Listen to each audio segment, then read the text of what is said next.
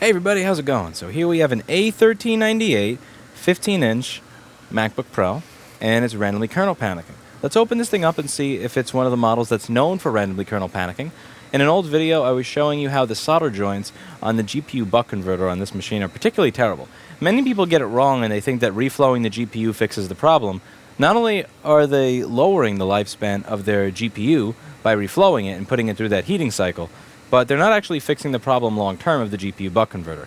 If that manages to fix your problem, it's only because you've ancillary heated the GPU buck converter underneath the board, whose solder joints are the actual problem when the board flexes.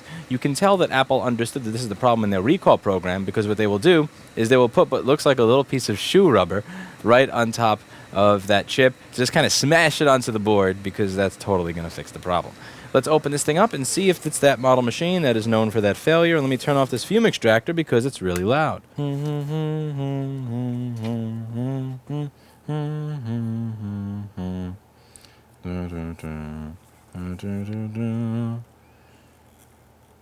solder joints are shit. How the fuck could Apple not be ashamed to produce this? Damn.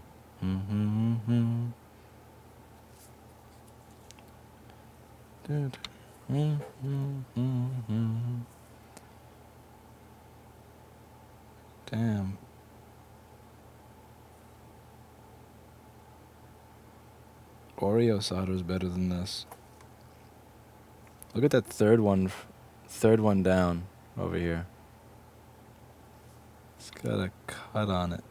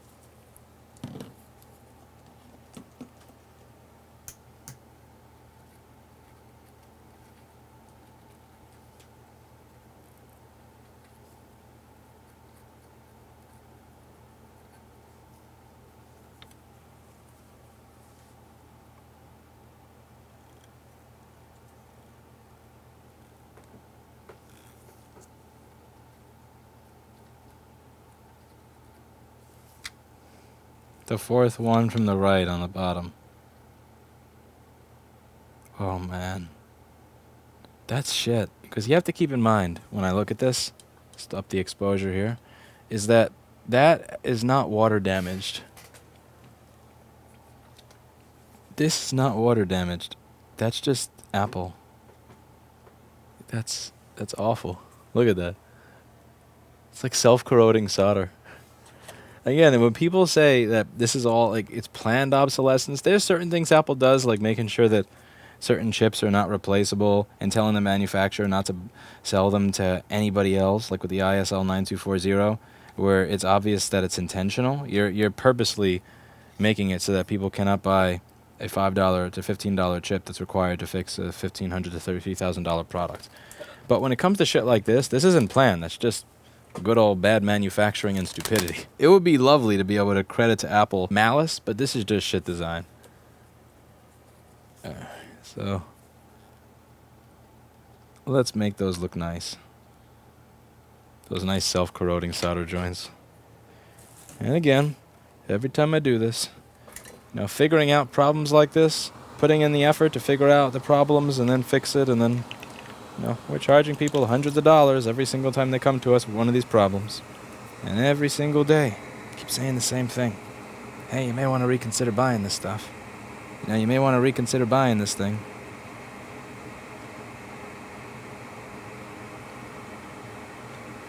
And I'm dishonest. I get paid good money to do what I'm doing right now. See, this looks like I'm filing my nails, right? It's as simple as filing my nails. But this thing that's seemingly so simple, we get paid good money here. Like, I'm employing 13 people here. About 12, I think, since one of them is putting time into school right now. Off of doing this. Just filing my nails. See that? Look at the difference in those joints.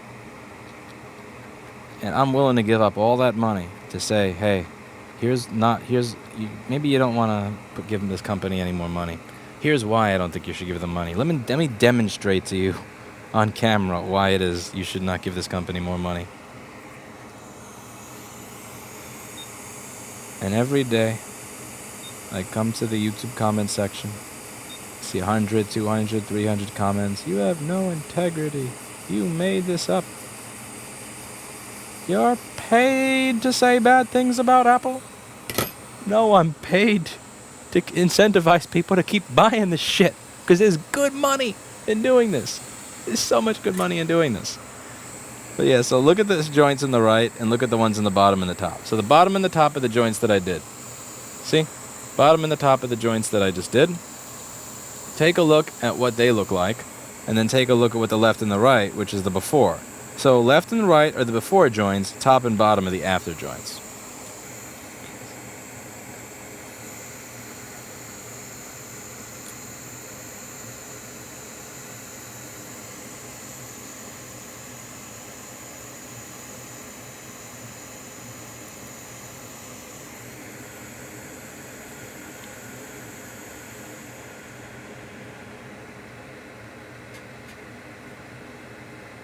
Those are the old ones.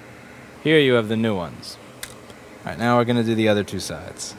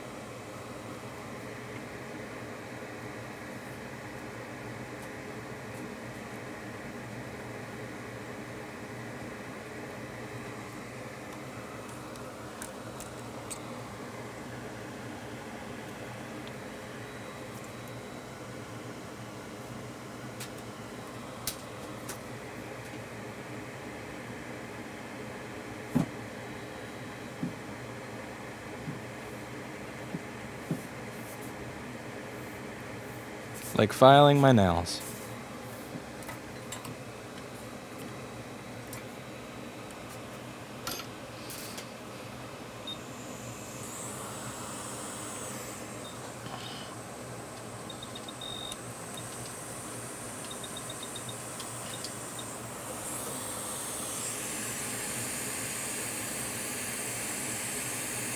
It looks so pretty when it's all done, doesn't it?